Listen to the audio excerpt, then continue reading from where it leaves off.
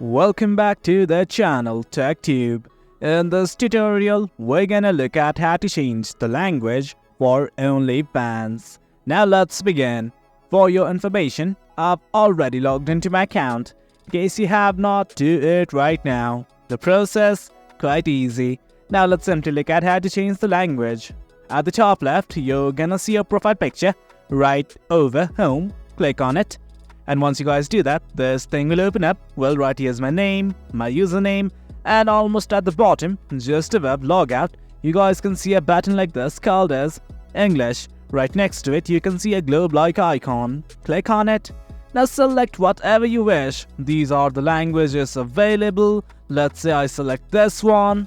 Once you do that, the page is gonna reload, and as such, as you guys can see, the language has been changed. That is it, guys. That's how we change language for OnlyFans. The process, quite easy. Hope you guys found this video informative, and for more content like this, do remember to hit like, share and subscribe. We're gonna be uploading videos like this, so keep on tuned.